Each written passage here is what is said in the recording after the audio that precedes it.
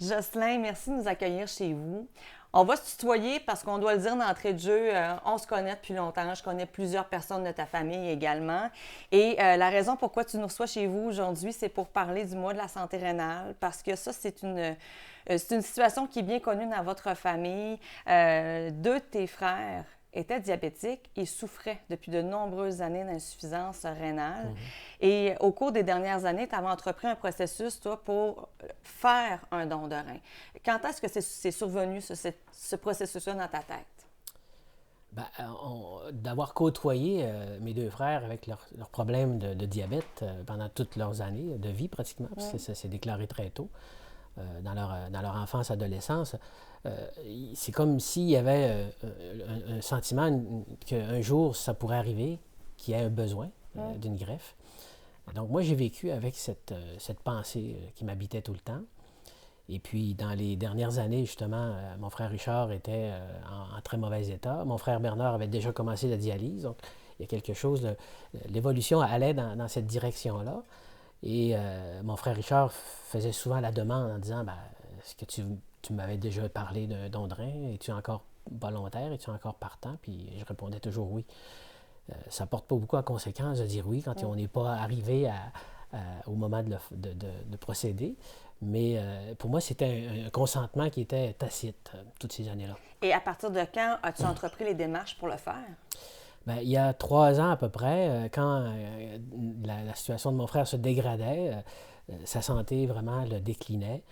Les examens au niveau du rein montraient bien qu'il y avait une réduction dramatique là, et qu'il allait devoir procéder lui aussi à la dialyse. Donc, c'est devenu un peu plus urgent à ce moment-là. Alors, moi, j'ai pris l'initiative de communiquer avec le CHU de Québec pour voir c'est quoi les étapes, qu'est-ce qu'on doit faire pour donner un rein de son vivant. Et puis, j'ai commencé presque de façon secrète. OK. C'est ça. Donc, ça fait déjà 2 ans là, au moins. Là, et puis, c'est un processus qui est long, qui est rempli d'examens. Parce qu'il faut voir aussi s'il y a une compatibilité avec le receveur. Et même si votre frère Richard n'avait pas été compatible, on aurait pu procéder à un don croisé. C'est ça, exactement. Quand un receveur a un donneur potentiel, même s'il n'est pas compatible, il y a un système de dons croisés au Canada qui permet justement de donner malgré tout le rein à une autre personne qui peut être compatible.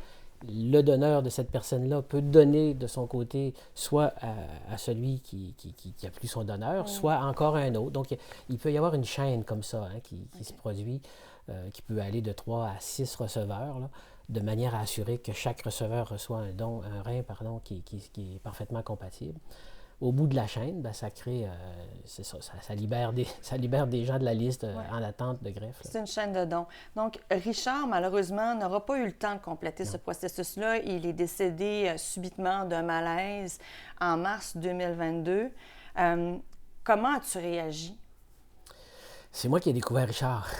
Okay. Donc, la réaction a été vive là, sur le moment. En même temps, Richard, il y avait souvent des épisodes de presque coma, de quasi-coma, parfois même allant jusqu'au coma diabétique. Donc, il y avait quand même une certaine habituation là, de sa condition. Moi, le fait de le trouver décédé dans son sous-sol avec un sourire sur les lèvres, j'ai compris tout de suite que c'est le coma qui l'a atteint. Il était déjà décédé depuis quelques heures. Mais au-delà de ça, c'était effectivement, je venais juste d'être admis comme donneur. J'avais mes examens complétés. Il ne manquait que les tests de compatibilité pour pouvoir ensuite procéder. Ça aurait pu se faire dans les semaines après. Donc, ça m'a un peu mis en colère parce que Richard n'était pas au même niveau que moi dans la préparation. Il reportait, il repoussait. Il disait que son néphrologue disait que ce n'était pas encore le temps. Donc, quelque part, on n'était pas au même rythme. Ouais. Il y a une forme de colère. Coudonc, je lui disais des fois, tu ne te prépares pas, tu ne te mets pas en forme, tu ne peux pas avoir une opération de cette envergure-là si tu n'es pas un peu résilient. Et donc, plutôt au contraire, son état se dégradait. Alors, c'est le pire qui est arrivé, c'est ça. Donc, il est décédé. Et là, naturellement, tu t'es dit, je vais offrir mon rein à mon autre frère Bernard. Mon autre frère en avait parlé quelques semaines avant, en disant, ben, on n'en a jamais parlé, mais je l'aurais pris, ton rein. Moi. Ouais. Puis, comme je dis, il était déjà sous dialyse, mais il était déjà, lui aussi, très abîmé là, au niveau physiologique. Euh, et puis, j'ai dit, ben, d'accord, prends-le. Alors, mais prépare-toi, puis fais les démarches. Puis, alors, il a commencé, il s'est informé. Moi, j'étais toujours en attente.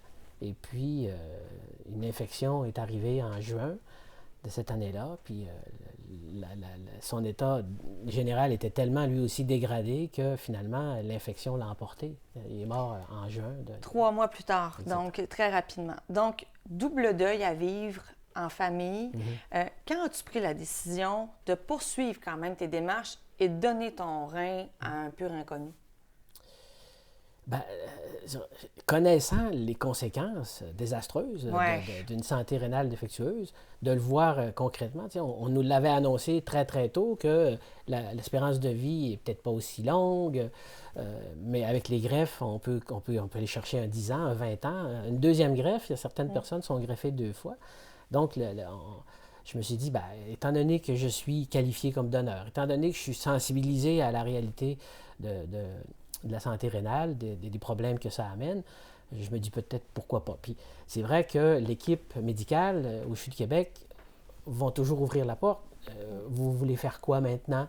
Vous pouvez tout arrêter. Il y a une grande liberté, hein, faut le dire, là, il n'y a pas de pression. Et puis, ben, moi, je me voyais pas en train d'arrêter un processus parce que, comme je le dis, donner, c'est donner. Alors, aussi bien continuer. Okay. Mais ça a été long après parce qu'il y a eu 3 tentatives. Quand même. Est-ce que tu connais ton receveur? Non. Non. C'est ce qu'on appelle, dans mon cas, c'est ce qu'on appelle un don altruiste. Là. Ce qu'on nous propose, c'est pour pouvoir, quand un donneur n'a plus de receveur, n'a pas de receveur, le fait de pouvoir offrir un rein malgré tout permet à quelqu'un de la liste d'attente en greffe rénale du Québec de recevoir un rein. Mais ça passe par un processus canadien, donc c'est une chaîne canadienne. Mon rein a quitté le jour de mon opération pour aller je ne sais où. J'ai une intuition que c'est peut-être vers l'Est là, plutôt que vers l'Ouest, c'est tout. Et je sais que le receveur a reçu le rein en temps, parce que pour qu'un rein soit considéré vivant, de donneur vivant, il y a un délai là, limité. Ouais. Alors, tout ça s'est fait de façon pendant que je dormais. Et ça fait tout près d'1 an de ça. Tu avais 61 ans lors de l'intervention. Comment on se remet d'une intervention chirurgicale qui est quand même majeure? Oui, c'est une grosse intervention. Moi, je n'ai jamais vécu d'opération avant. C'est une expérience en soi. D'aller à l'opération le matin à 6h30, quand on sait que c'est contre-intuitif, là, on va donner quelque chose qu'on n'aurait pas besoin de donner. C'est pas comme aller se faire guérir. Oui. La rémission a été plus longue que prévu, que je m'étais imaginé, mais je suis peut-être trop optimiste là, de nature. Alors, je l'ai ressenti plus longuement. Mais c'était ce qu'on m'annonçait, ces 8 semaines, le temps de retrouver la forme et tout le reste. Puis aujourd'hui, j'en ai plus aucune conséquence. Là. Je vis avec le même niveau de santé que j'avais précédemment, qui était très élevé, étant donné que pour être qualifié comme donneur, on ne veut pas prendre de risques avec les gens en réduisant leur propre qualité de vie ou leur espérance de vie. Est-ce que ça a contribué ou est-ce que ça t'a aidé à faire ce double deuil de tes frères? Bien, comme je dis, l'accompagnement de la souffrance de l'autre, le choix de donner une part de soi pour pouvoir l'aider à survivre, puis la mort subite des deux, ça m'a fait vivre une certaine colère, il faut le dire. J'étais fâché contre eux autres. De temps en temps, je leur envoyais une pine. Et puis, donc, cette colère-là, elle a besoin d'être déposée quelque part. Alors, pour moi, ça a été important d'aller jusqu'au bout, justement. J'ai malgré tout donné mon rein à mes frères. Oui, tout à fait. Et si tu témoignes puis tu parles de ton histoire aujourd'hui, c'est parce que, dans le fond, tu veux inviter les gens à s'ouvrir à ce processus-là, ne serait-ce qu'en signant leur carte de don d'organes. Absolument, tout à fait. Ouais. C'est important. C'est vrai que les personnes en attente de greffe sont en hausse au Canada, chaque année de façon systématique. Il est vrai que les dons de reins, par exemple, provenant de personnes décédées, sont en hausse également. Et ça, c'est une bonne nouvelle parce qu'ils sont en hausse de façon supérieure aux personnes qui s'ajoutent à la liste. Cependant, la liste est longue. On parle de 3 à 4 ans là, pour avoir une greffe. Alors, inévitablement, si on décède et qu'on n'a pas signé sa carte de don d'organes, ben, on prive peut-être quelqu'un d'avoir une meilleure qualité de vie. Ou si on est une personne qui, dans son entourage, connaît les problèmes de santé rénale, de s'ouvrir à un don de rein vivant, ben, il faut le dire, c'est une sorte d'épreuve, il faut être honnête, mais ça se fait bien. On est accompagné de façon extraordinaire là, par les équipes qui procèdent à la préparation. Et puis ben, la rémission. J'avais vu une vidéo d'une personne que je connais qui avait fait un don vivant également, puis elle disait, pour quelques jours d'inconfort, le don en vaut la peine. Pour moi, je dirais pour quelques semaines d'inconfort. Ça a été plutôt ma réalité, mais j'en ai plus de séquelles du tout. Ouais. Jocelyn, merci. Merci pour ta générosité. Puis on salue Richard et Bernard également. Merci.